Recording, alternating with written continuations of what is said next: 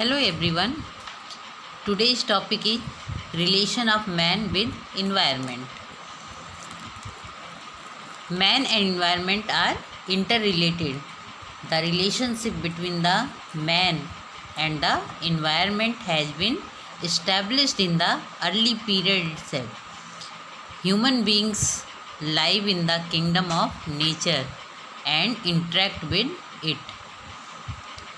constantly. The influence of nature in the form of the air he breathes, the water he drinks, the food he eats and the flow of energy and information. यानी human being और environment का relationship जो होता है बहुत ही एक दूसरे से बहुत ही इंटर रिलेटेड होते हैं, बहुत ही कॉन्स्टेंटली होता है। बहुत पुराने समय से इन्वायरमेंट और ह्यूमन यानी मैन का जो रिलेशनशिप है वो बराबर बना हुआ है। ह्यूमंस जो होते हैं उन्हें नेचर के साथ उसे जीने के लिए, उसके साथ इंटरेक्शन करने के लिए, उसके इंटरेक्शन के फलस्वरूप ही उनके बहुत सारे प्रभाव जो हैं नेचर के ह्यूमन बीइंग पर आते हैं और ह्यूमन मेड एक्टिविटी का असर जो होता है हमारे एनवायरनमेंट पर आता है। क्योंकि ह्यूमन बीइंग को जीने के लिए आवश्यक होता है एयर, क्योंकि ब्रीथ के लिए उसे आवश्यक होता है, वाटर चाहिए उसे पीने के लिए, फूड चाहिए उसे खाने के लिए, और एनर्जी फ्लो और इंफॉर्मेशन, ये सभी चीज़ें उसे इसी इन्वायरमेंट में रहते हुए यहाँ के इंटरेक्शन के थ्रू ही उसे इसी में सरवाइव करना होता है। तो ह्यूमन बीइंग का असर इन्वायरमेंट पर पड़ता है और इन्वायरमेंट जैसा होगा उसका असर जो होगा ह्यूमन बीइंग पर भी पड़ता है। Man and environment are interrelated. The environment influences the life of human being and also human being modified their environment as a result of their growth, dispersal, activities, death and decay etc. यानी कि environment human की life को influence करता है और human की activity के through environment में भी चेंजेस आते हैं, जो कि रिजल्ट होता है उनकी ग्रोथ, उनका डिस्पर्सल, उनकी एक्टिविटी, डेथ एंड डिके, ये सभी जो होते हैं एनवायरनमेंट के थ्रू प्रभावित होते हैं। Thus all living being including man and their environment are mutually reactive affective each other in a number of ways and a dynamic equilibrium is possible in between the two, यानी that is human beings and environment interdependent. कि ये सभी चीज़ें जो होती हैं जिसमें कि सभी लिविंग बीइंग्स जो होते हैं, जिसमें कि मैन और इन्वायरमेंट सभी होते हैं जो एक दूसरे से इंटरेक्शन करते हैं और उसके दोनों पर ही एक दूसरे का इफेक्ट पड़ता है, जो कि डिफरेंट टाइप से, डिफरेंट वे से डायनेमिक इक्विलिब्रियम जो होता है इस्टेब्लिश होता है ह्यूमन बीइंग और इन्वायरमेंट के इंटरडिपेंडेंट के बीच में। The different social structure like industrial, agriculture, religious, aesthetic have developed during various stages of human civilization and these structures represent human beings accumulated cultural resources based in natural environment। Different type का social structure जो है किसी भी country का, जैसे वहाँ के industrial structure, agricultural structure, religious और एस्थेटिक टाइप का जो वहाँ का कल्चर होता है या जो भी स्ट्रक्चर है किसी भी कंट्री का या किसी भी कम्युनिटी का, तो वहाँ पर उस इन्वायरमेंट से तो वहाँ पर डिफरेंट टाइप्स के ह्यूमन सिविलाइजेशन की जो स्टेजेज होती हैं वो और डिफरेंट स्ट्रक्चर्स ये जो हैं ह्यूमन बीइंग में एक्यूमुलेट होती हैं। Cultural resources and natural environment में उनका जो है असर दोनों पर ही एक दूसरे पर पड़ता है। If the natural environment help the development of different structures of the society or the one hand the existence of nature, यानी कि नेचुरल इन्वायरमेंट जो होता है वहाँ के किसी भी सोसाइटी के डिफरेंट स्ट्रक्चर्स के डेवलपमेंट में सहायक होता है और उसको एग्जिस्ट करने में अपना रोल प्ले करता है। and quality of environment now rest on the responses of this social structure to do environment on the other hand। और दूसरी तरीके से हम कहें तो इन्वायरमेंट की क्वालिटी और वो डिपेंड करती है सोशल स्ट्रक्चर्स पर, और सोशल स्ट्रक्चर जिस टाइप का होगा उसके इन्वायरमेंट पर उसका असर भी दिखाई देगा। अगर हम कहें जो बर्निंग इश्यूज़ हैं इन्वायरमेंट से संबंधित या ह्यूमन बीइंग से संबंधित, यानी कि बर्निंग इश्यूज़ यानी ज्वलन समस्याएं जो हैं, like quality of environment, disruption of earth natural ecosystem, environmental degradation and pollution, ecological imbalances, depletion of resources etcetera, can be approached and solved only after considering the value judgments which may be determined by taking into account the consequence of environmental improvement program on the entire society and society's response toward the improvement program। यानी कि जो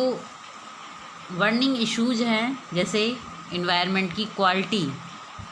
और अर्थ पर जो natural ecosystem है उसको disturbance जो होता है, environmental degradation, pollution, ecological imbalance, depletion and resources, यानी कि जो भी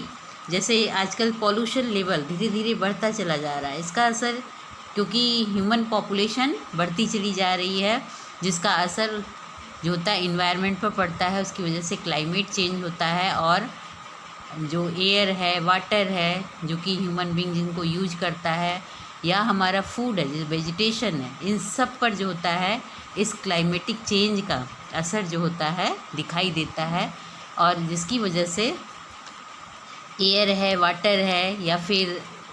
सॉयल है, इन सभी पर जो होता है उनकी फिजिकल, बायोलॉजिकल और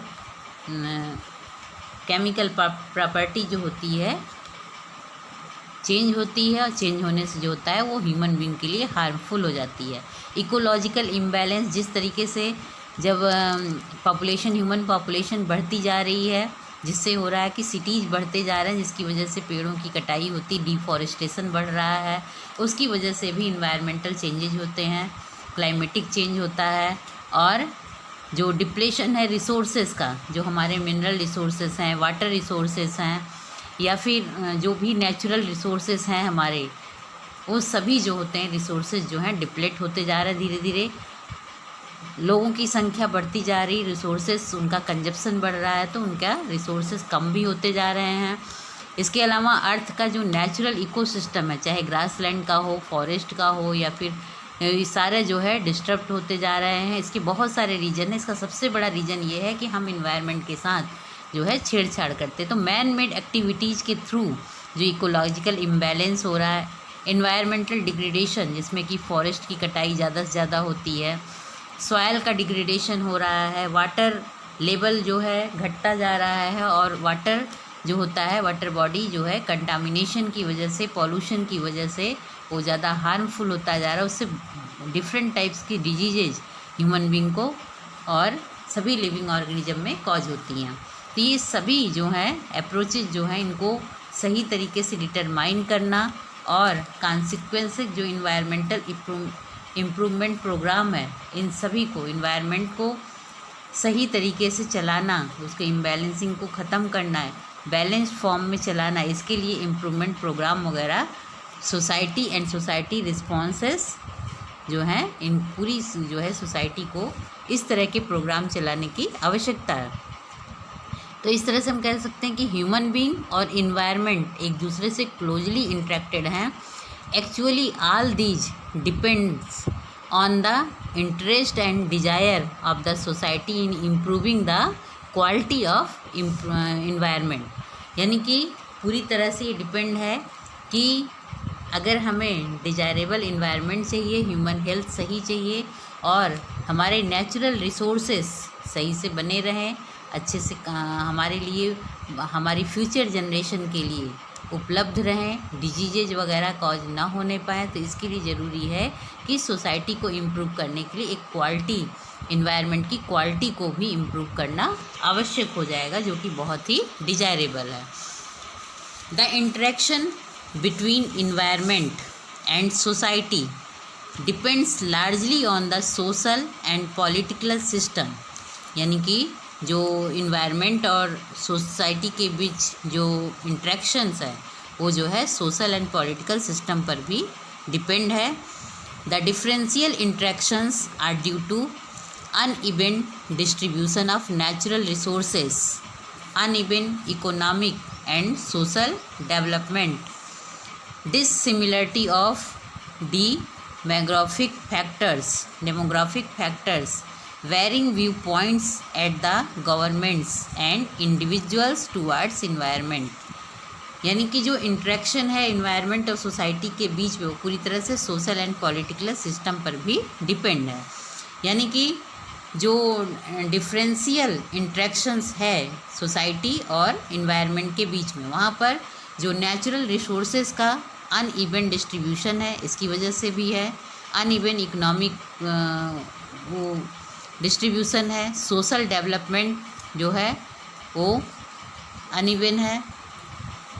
और डेमोग्राफिक फैक्टर्स भी उसमें सिमिलरिटी नहीं पाई जा रही है। तो ये डिफरेंट पॉइंट्स हैं जिसको कि गवर्नमेंट्स और लोगों को इन्वायरमेंट के साथ जो है इसको इंटरेक्ट करने की ज़रूरत है और सही दिशा में, सही संतुलित वे में इसको चलाने की ज़रूरत है, जिससे कि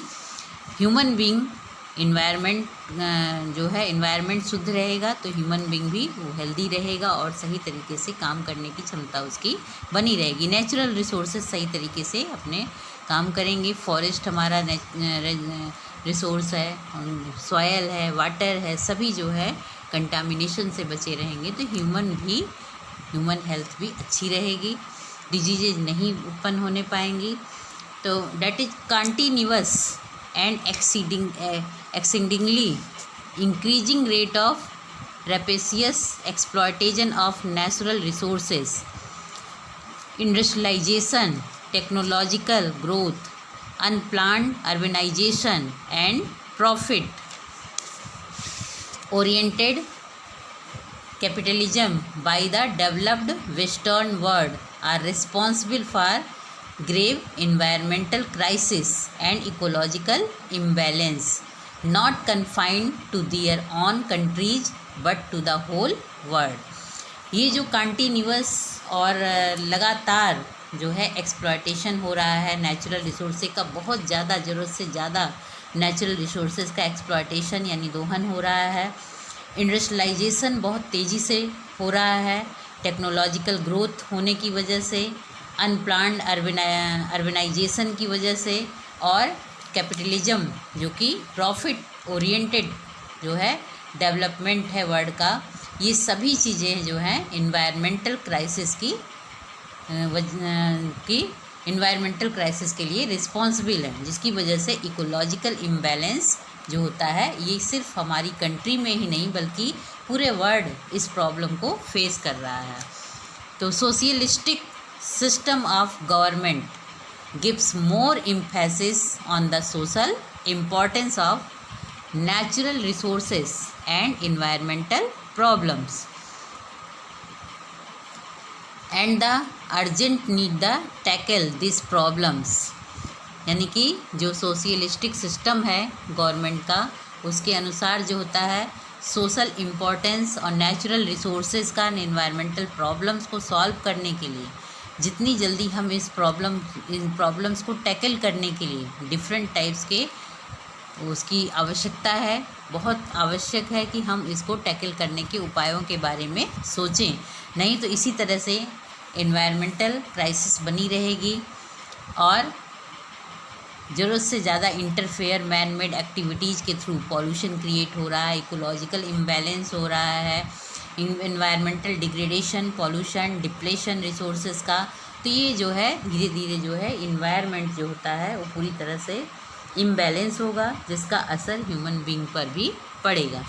तो इसे जो है टैकल करना बहुत आवश्यक है। Maximum processes the organize societies control over the rapacious exploitation of natural resources and the develop harmony between man and nature। तो सबसे ज़्यादा आवश्यक है कि हमें सोसाइटी को इस तरीके से कंट्रोल करें कि नेचुरल रिसोर्सेज का एक्सप्लॉयटेशन जो है लिमिट से अधिक ना होने पाए और उसको सही मात्रा में सही जगह पर यूज किया जाए, जिससे कि ह्यूमन बीइंग और नेचर का एक जो है संतुलित बैलेंस बना रहे। क्योंकि नेचुरल रिसोर्सेज अगर समाप्त हो जाएंगे, क्योंकि उसमें नेचुरल रिसोर्सेज कुछ जो होते हैं हमारे नेशनल रिसोर्सेज होते हैं, कुछ एरिया वाइज रिसोर्सेज होते हैं। तो ये नेचुरल रिसोर्सेज एक तो होते हैं कि रिन्यूएबल होते हैं, दूसरे नॉन रिन्यूएबल होते हैं। तो रिन्यूएबल रिसोर्सेज को तो हम फिर से हासिल कर सकते हैं अपनी उससे, लेकिन जो नॉन रिन्यूएबल हैं वो दोबारा हम अगर एक बार समाप्त हो गया तो दोबारा उन्हें कभी भी हासिल नहीं कर पाएंगे, हमारे फ्यूचर जनरेशन को कभी भी उपलब्ध नहीं हो पाएंगे। तो ये इन्वायरमेंटल क्राइसिस या इन्वायरमेंटल इम्बैलेंस जो है ये हमेशा के लिए जो है पूरे इन्वायरमेंट को चेंज कर देगा। जिस तरीके से ह्यूमन बीइंग जो होता है, मोटर गाड़ियों की संख्या रोडों पर बढ़ती जा रही हैं, जिस तरीके से एटमॉस्फेयर हमारा एयर पॉल्यूटेंट जैसे कि सल्फ़र के ऑक्साइड है, नाइट्रोजन के ऑक्साइड हैं, कार्बन के ऑक्साइड्स हैं, इनकी मात्रा जो है एयर में जब कंसंट्रेशन बढ़ने लगता है, कार्बन डाइऑक्साइड वगैरह की मात्रा, जिससे कि ग्रीन हाउस इफ़ेक्ट कॉज होता है। ग्रीन हाउस इफ़ेक्ट का रिजल्ट ये होता है कि ग्लोबल वार्मिंग बढ़ती जा रही है, जिससे कि अर्थ का टेम्परेचर बहुत ज़्यादा बढ़ता जा रहा है। और ग्लोबल वार्मिंग की वजह से जो है आइसलैंड है, पोलर आइसलैंड वगैरह पिघलते जा रहे हैं, जिसकी वजह से क्या होगा कि हमारा जो वाटर बॉडीज़ है वहाँ पर सी है, ओशियन है, रिवर है, इनमें जो है कोस्टल एरिया वगैरह में जो है पानी की जो है बहाव बढ़ जाएगा, जिससे बाढ़ वगैरह की स्थिति आ जाएगी। क्लाइमेट चेंज होगा तो जिससे जो है कहीं सूखा कहीं बाढ़ की स्थिति होगी, और दोनों ही स्थिति जो है ह्यूमन बीइंग के लिए विनाशकारी है। तो इन्वायरमेंटल डिसबैलेंस होगा। तो ये सारी चीज़ें हमें देखनी, जिस तरह से environmental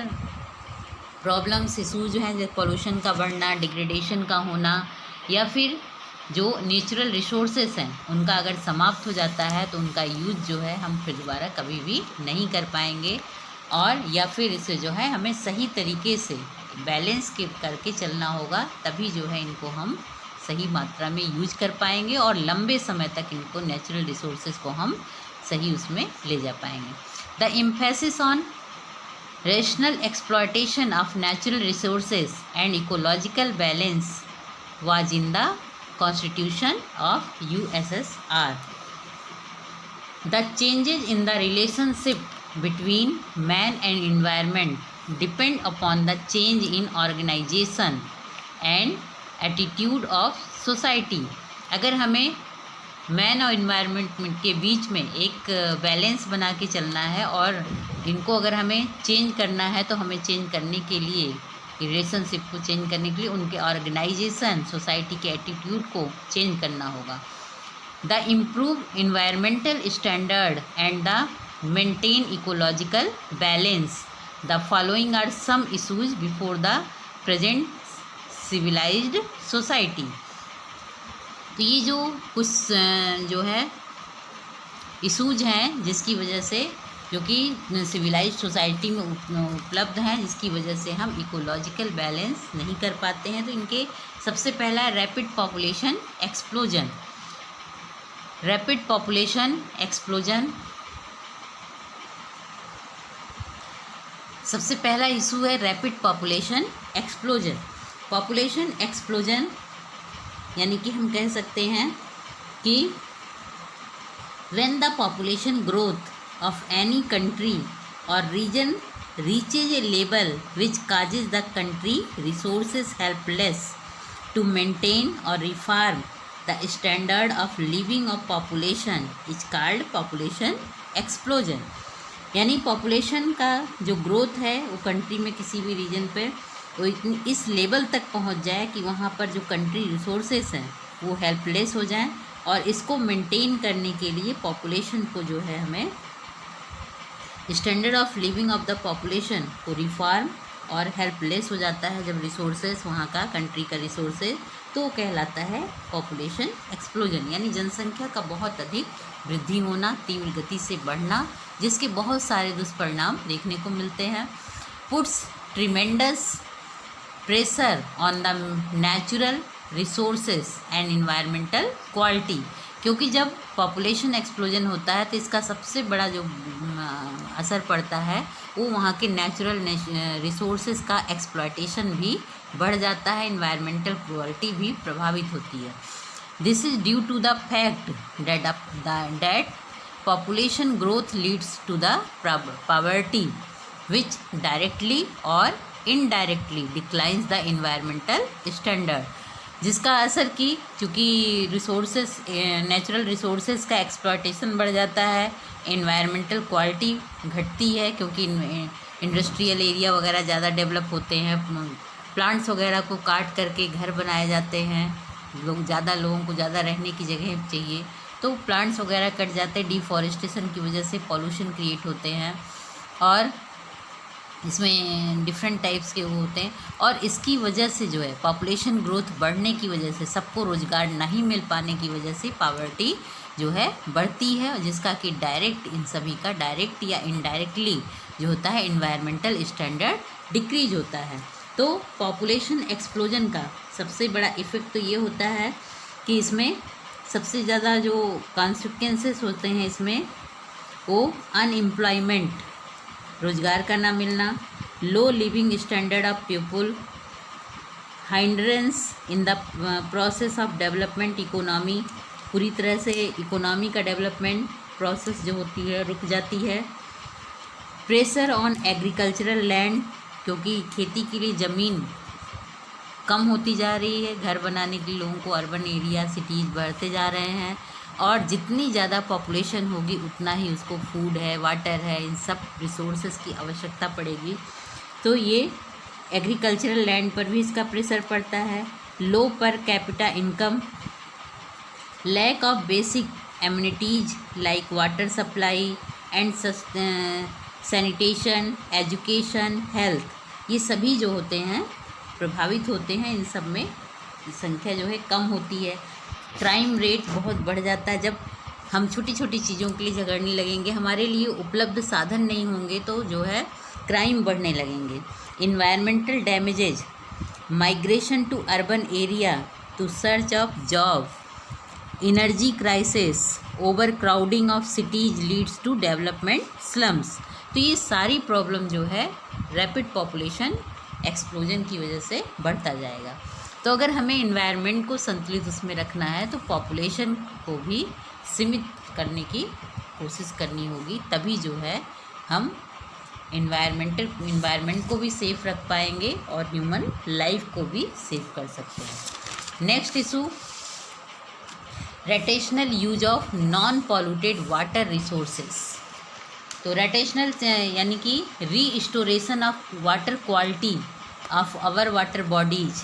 there optimum usages are the challenges before the present society. आज की सबसे बड़ी समस्या है कि नॉन पॉल्यूटेड वाटर रिसोर्सेज जो हैं उनको हम कैसे रीस्टोर करके रखें, जो कि हमारा वाटर बॉडी है वो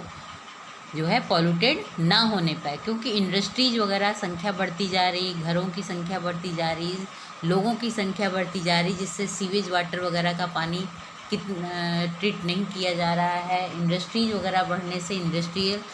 wastage material, industrial effluents, garbage, ये सभी जो है वाटर बॉडी में डंप किए जाते हैं, जिससे कि वाटर बॉडी जो है चाहे वो सरफेस वाटर जो है या ग्राउंड वाटर भी, उसकी वजह से जब सॉयल कंटामिनेटेड होती है तो उसकी वजह से ग्राउंड वाटर भी जो होता है वो कंटामिनेटेड होता है, सरफेस वाटर भी कंटामिनेटेड होता है। तो इन पॉल्यूशंस की वजह से, वाटर पॉल्यूशन की वजह से बहुत सारी डिजीजेज हैं कॉज होती हैं, बहुत सारे ऐसे माइक्रो ऑर्गेनिजम्स वगैरह जो कि हार्मफुल होते हैं वो वाटर बॉडी में ग्रो करते हैं। तो सबसे बड़ा जो आज आवश्यकता है वो वाटर क्वालिटी को मेंटेन करना, हमारी जो वाटर बॉडीज़ हैं वहाँ पर जो वाटर क्वालिटी को रिस्टोरेशन करना and their optimum usages the challenges, और उनका सही तरीके से यूज करना ताकि वाटर जो है सस्टेनेबल डेवलपमेंट हो वाटर का और लंबे समय तक ये वाटर हमें बराबर मिलता रहे, यानी हमारी फ्यूचर जनरेशन को भी इसकी क्राइसिस ना झेलना पड़े। तो इन चैलेंजेस को करने के लिए ज़रूरी है कि वाटर क्वालिटी, जो हमारी वाटर बॉडीज़ हैं उनकी वाटर क्वालिटी को रिस्टोरेशन किया जाए और ऑप्टिमम यूजेज किया जाए, तभी इन चैलेंजेस जो प्रेजेंट सोसाइटी में है उनसे हम उबर पाएंगे। नेक्स्ट जो इशूज है, the sustain and increase agricultural growth. बिना किसी डैमेजिंग इन्वायरमेंट के, without damaging environment, the over cultivation of soil results the nutrient deficiency, lack of organic matter, soil salinity and damage to physical structure of the soil। यानी कि environment को जो है damage करने में, इन्वायरमेंट को damage करने, बिना इन्वायरमेंट को डैमेज किए अगर हम जो है सॉयल को कल्टीवेशन जो है ज़रूरत से ज़्यादा करते हैं, तो उसका यानी कि जब पॉपुलेशन बढ़ेगी तो उसके लिए फूड की आवश्यकता भी ज़्यादा बढ़ेगी, फूड की आवश्यकता बढ़ेगी तो एग्रीकल्चरल लैंड भी ज़्यादा से ज़्यादा चाहिए, तो उसके लिए नेचुरल फॉरेस्ट वगैरह को काट करके छोटे छोटे खेतों में बनाया जाता है। तो इन सॉयल में प्लांट्स वगैरह कल्टीवेट किए जाते हैं, जो कि ये सॉयल जो है सॉयल पॉल्यूशन की वजह से, जैसे कि गार्बेज कूड़ा कचरा से या फिर रेडियो एक्टिव मटेरियल वगैरह की वजह से या इंडस्ट्रियल इन्फ्लुएंस वगैरह की वजह से ये सॉयल भी कंटामिनेटेड होता है। और लगातार इसमें जो होता है सॉयल में कल्टीवेशन करते रहने से, क्योंकि पॉपुलेशन अधिक होगी तो फूड ग्रेन वगैरह भी अधिक से अधिक चाहिए, तो उसका रिजल्ट ये होता है कि उन सॉयल्स में जो होता है न्यूट्रिएंट की डिफिशियंसी हो जाती है, ऑर्गेनिक मैटर कम पड़ जाता है, सॉयल सलाइनिटी वगैरह बढ़ जाती है, सॉयल सलाइनिटी वगैरह डैमेज होती है, और फिजिकल स्ट्रक्चर सॉयल का, फिजिकल स्ट्रक्चर, केमिकल स्ट्रक्चर और वहाँ की जो माइक्रो ऑर्गेनिज्म होते हैं, नेचुरल माइक्रो ऑर्गेनिज्म, उसमें से बहुत सारे बेनिफिशियल भी होते हैं, उनकी भी डेथ होती है। फिजिकल स्ट्रक्चर और केमिकल स्ट्रक्चर और बायोलॉजिकल स्ट्रक्चर, इन सभी में जो होती अनडिजायरेबल चेंजेज होते हैं, जिसका असर जो है ह्यूमन बॉडी पर भी पड़ता है। तो ये इनको अगर एग्रीकल्चरल ग्रोथ हम जो है इंक्रीज करें, सस्टेन करें, कि लंबे समय तक हमारी जो सॉयल है उसकी जो है कंजर्वेशन करें, सॉयल का कंजर्वेशन करने से ही और एग्रीकल्चरल ग्रोथ को इंक्रीज करने और उस लंबे समय तक उसको सस्टेन करने के लिए की आवश्यकता है, तभी जो है हम उसका सही तरीके से जो है उपभोग भी कर पाएंगे और लंबे समय तक उसको हम हासिल कर सकते हैं। नेक्स्ट है to check soil erosion. Soil erosion किसे कहते हैं? जब सॉयल की सबसे ऊपर की जो फर्टाइल लेयर होती है जब वो हट जाती है तो सॉयल इरोजन कहलाता है। तो सॉयल इरोजन जो होता है, सॉयल का जो कंटामिनेशन होता है, सॉयल पॉल्यूशन जो होता है वो टू टाइप्स का होता है। एक तो होता है कि पॉजिटिव सॉयल पॉल्यूशन, दूसरा होता है negative soil pollution. Positive soil pollution में होता है कि गार्बेज है, कूड़ा कचरा है या पार्टिकुलेट मैटर है, सस्पेंडेड मैटर है, गिट्टी बालू सीमेंट्स या और भी जो बॉटल है, प्लास्टिक है, पॉलीथीन है, ये सभी जो हैं सॉयल में डंप करते चले जाओ। तो लगातार ये सब जो है वेस्टेज मटेरियल सॉयल में डंप करने से सॉयल जो है सॉयल में कंटामिनेशन बढ़ता है, जिससे कि ये पॉजिटिव टाइप का सॉयल पॉल्यूशन कहलाता है। सेकेंड होता है निगेटिव सॉयल पॉल्यूशन। तो निगेटिव सॉयल पॉल्यूशन में जैसे सॉयल में जो वहाँ पे ऑर्गेनिक मैटर है उसका लीचिंग होना, ख़त्म होना, मिनरल मैटर वहाँ पर ख़त्म हो जाना और उसकी जो है फर्टिलिटी जो है पूरी तरह से ख़त्म हो जाना, तो ये कहलाता है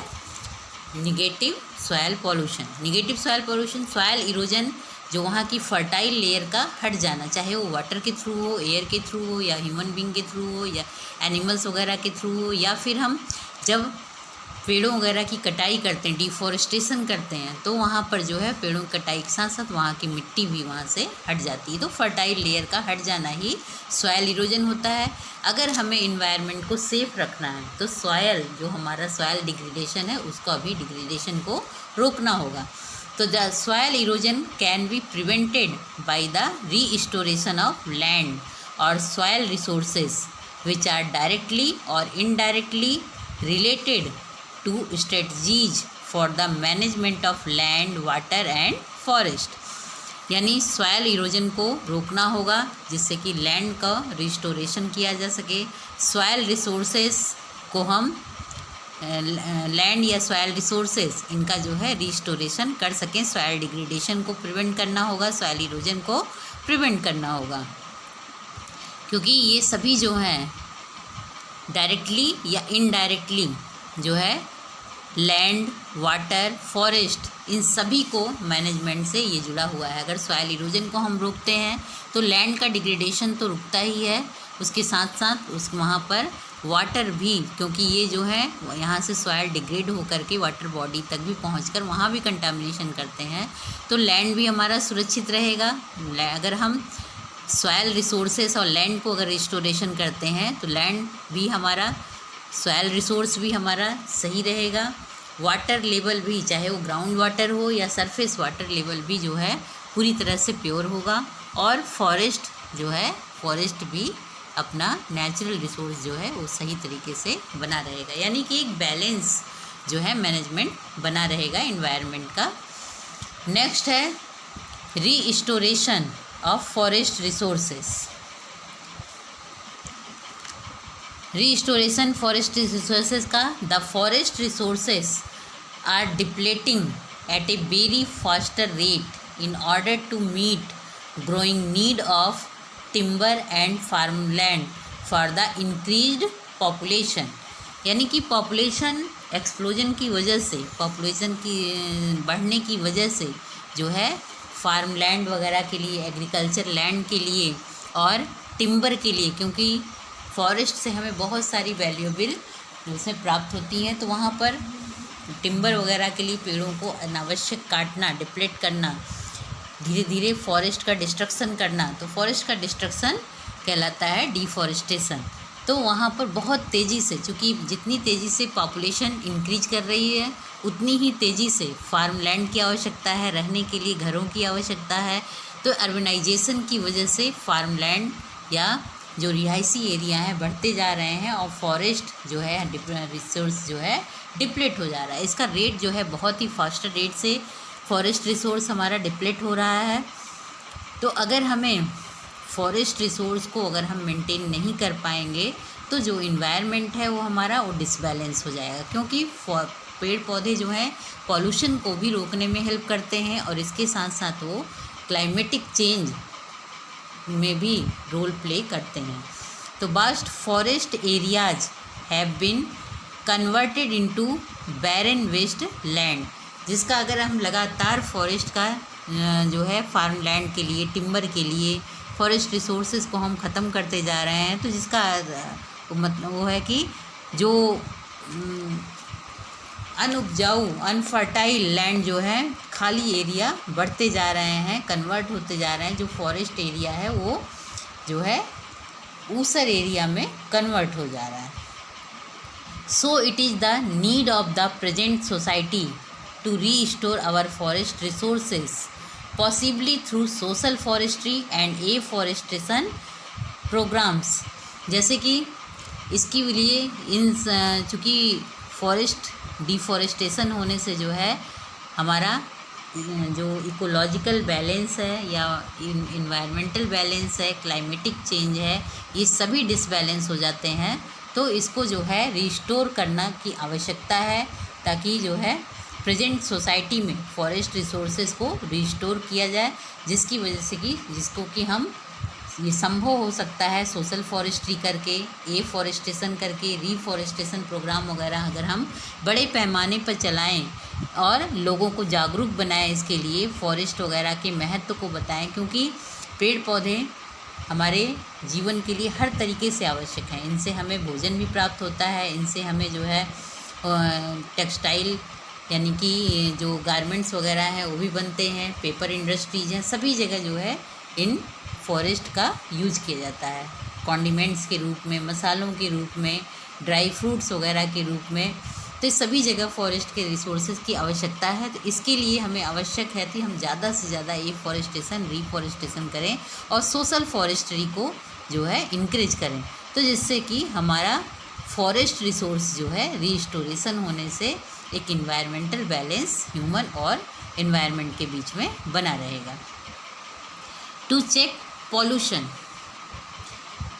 the over exploitation of natural resources, intervention of biogeochemical cycle, trace element cycle,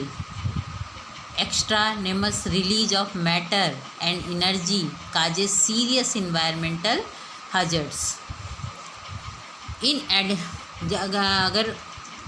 natural resources का ज़रूरत से ज़्यादा एक्सप्लॉयटेशन यानी ओवर एक्सप्लॉयटेशन करना, बायोजियो केमिकल साइकिल का इंटरवेंशन होना, और जो ट्रेस एलिमेंट साइकिल है वो जो है एक्सट्रानिमस रिलीज मैटर होना, एनर्जी का बहुत अधिक दोहन करना, एक्सप्लॉयटेशन करना, इन सब का जो है असर ये हो रहा है कि इन्वायरमेंटल जो है हार्मफुल वो बढ़ता जा रहा है, इन्वायरमेंटल प्रॉब्लम्स बढ़ती जा रही है, सीरियस इन्वायरमेंटल प्रॉब्लम्स क्रिएट होते जा रहे हैं, बहुत ज़्यादा हार्मफुल हैं, बहुत ज़्यादा नुकसानदायक हैं ये। In addition continuous green house gases emission, hazards chemicals of industry, agriculture, nuclear arsenals, radioactive wastage and biotechnological misuse leads to global catastrophism। यानी कि लगातार ग्रीन हाउस अगर पॉल्यूशन क्रिएट हो रहा है जो कि ह्यूमन एक्टिविटी के थ्रू, यानी कि बहुत ज़्यादा गाड़ियाँ मोटर ऑटोमोबाइल्स का बढ़ जाना, एग्रीकल्चरल लैंड में पेस्टिसाइड्स, हर्बिसाइड्स, विडीसाइड्स वगैरह का यूज करना, जिसके स्प्रे से बहुत सारे ऐसे केमिकल्स वगैरह का रिसाव होता है जो कि एयर में जा कर के पॉल्यूशन क्रिएट करता है। उसकी वजह से जो है एग्रीकल्चरल लैंड में भी पॉल्यूशन क्रिएट होता है। न्यूक्लियर वेस्टेज मटेरियल का डंप करना वाटर में, सॉयल में, इसकी वजह से कंटामिनेशन होना, रेडियो एक्टिव वेस्टेज मटेरियल का वाटर में डंप होना या फिर सॉयल में करना, इन सब का असर, बायोटेक्नोलॉजी का मटेरियल वगैरह का मिसयूज करना, ये सभी जो है ग्लोबल कैटास्ट्रोफी को बढ़ावा दे रहा है। बहुत पूरी तरह से पूरे विश्व को इन परेशानियों का सामना करना पड़ रहा है। तो इन चूँकि ग्रीन हाउस गैसेस का इमिशन अधिक होगा, जिसकी वजह से ग्रीन हाउस इफ़ेक्ट की वजह से जो है ग्लोबल वार्मिंग बढ़ेगी। केमिकल्स वगैरह इंडस्ट्रीज वगैरह के जो हैं उनके रिसाव से air pollution, soil pollution, water pollution, सभी तरह के एग्रीकल्चर का लगातार nuclear Arsenal, radio active wastage material की वजह से जो है लैंड डिग्रेडेशन की प्रॉब्लम, यानी लैंड का डिजर्ट में कन्वर्ट होना, उसका जो है लैंड का जो है इरोजन होना, सॉयल इरोजन होना और उसकी फिजिकल केमिकल प्रॉपर्टी का चेंज हो जाना, ये सभी प्रॉब्लम्स जो है ह्यूमन बीइंग एक्टिविटी के थ्रू होती है। तो इनको प्रिवेंट करने के लिए, पॉल्यूशन को प्रिवेंट करने के लिए सबसे primary the prevention of pollution is of prime importance for the present society.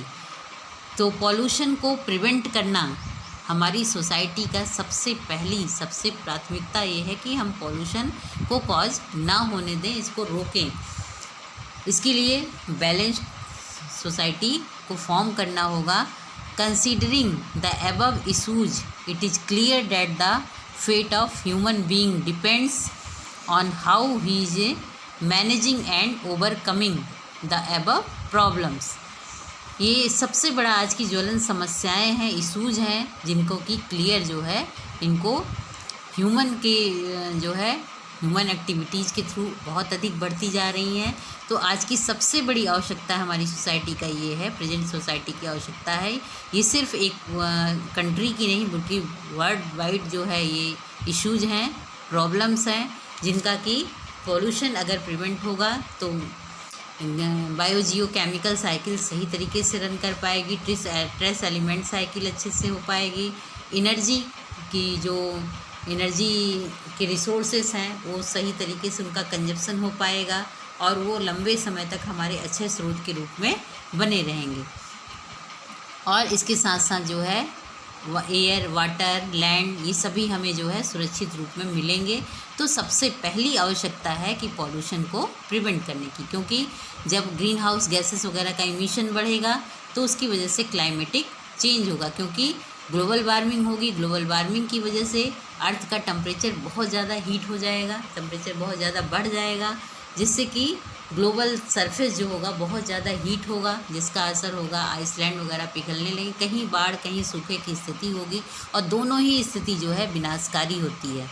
इसके जो है एयर, वाटर और सॉयल सभी कंटामिनेटेड होंगे, जिसका सीधा असर ह्यूमन बीइंग पर आएगा, उसके साथ साथ अन्य सभी लिविंग ऑर्गेनिज्म पर उसका असर दिखाई देगा। तो ये ज़रूरत आज की ये है कि इन सभी प्रॉब्लम्स से हमें जो है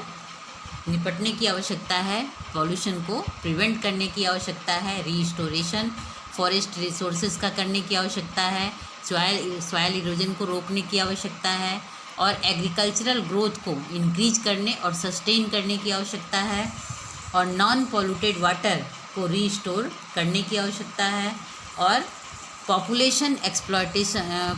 एक्सप्लोजन को भी एक लिमिट से ऊपर ना जाने देना भी आवश्यक है। ये सारी चीज़ें जो हैं, चूँकि मैन और इन्वायरमेंट एक दूसरे को इंटरेक्ट करते हैं,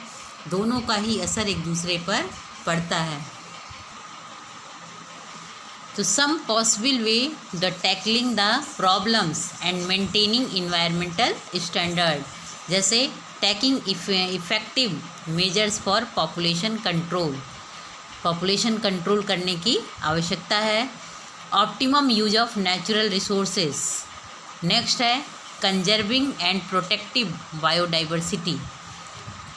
creating public awareness about the benefits and implications of environments, giving top priority for environmental protection. Next है promoting sustainable agriculture which will not harm to environment, यानी कि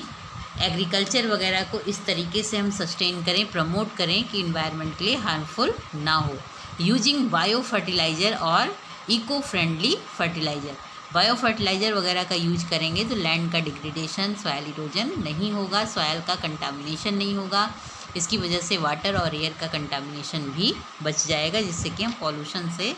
को रोक सकते हैं।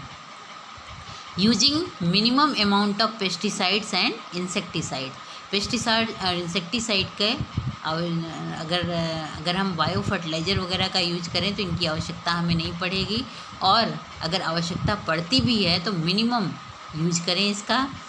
Developing waste land by adopting afforestation programme, तो जो खाली एरिया है या जो फिर बेकार लैंड है उनको जो है एफॉरेस्टेशन प्रोग्राम के थ्रू, सोशल फॉरेस्ट्री वगैरह के थ्रू वेस्ट लैंड को जो है हम जो है सॉयल वहाँ की कंजर्वेशन करें, और वहाँ पर जो है उपजाऊ ज़मीन उत्पन्न करें, वहाँ पर हमें प्लांट्स वगैरह की वेजिटेशन करके, ग्रोथ करके वहाँ पर उस वेस्ट लैंड को जो है एग्रीकल्चरल लैंड के रूप में डेवलप कर सकते हैं। Developing suitable biotechnology to clean up hazards wastage in the environment, तो हम ऐसी बायोटेक्नोलॉजी का यूज करें जहाँ पर कि इन्वायरमेंट जो होगा वो क्लीन हो, पूरी तरह साफ़ हो, और बिना किसी हार्मलेस वेस्टेज के बगैर, मतलब कि हार्मफुल वेस्टेज मटेरियल इन्वायरमेंट में ना हो। तो इस तरह की बायोटेक्नोलॉजी का हम यूज करें कि हार्मफुल सब्सटेंसेस वहाँ पे ना हो, वेस्टेज ना हो, और क्लीन इन्वायरमेंट हमको मिल सके। लास्ट है choosing suitable technique to treat the pollutants before their discharge into environment, तो ऐसे सुटेबल टेक्निक वगैरह को हम यूज करें पॉल्यूटेंट वगैरह को ट्रीट करने के लिए, जिसका कि डिस्चार्ज इन्वायरमेंट में सीधा ना हो, बल्कि इन्वायरमेंट में पहुंचने से पहले उनका जो है ट्रीट किया जा सके, जिसका कि उनका असर जो होगा, हार्मफुल इफ़ेक्ट जो है, ना ही एयर या वाटर या लैंड किसी को भी वो पॉल्यूटेड ना कर सके। तो इस तरह का हमें टेक्निक यूज करनी होगी ताकि पॉल्यूटेंट्स इन्वायरमेंट में डिस्चार्ज ना होने पाए। That's all, thank you.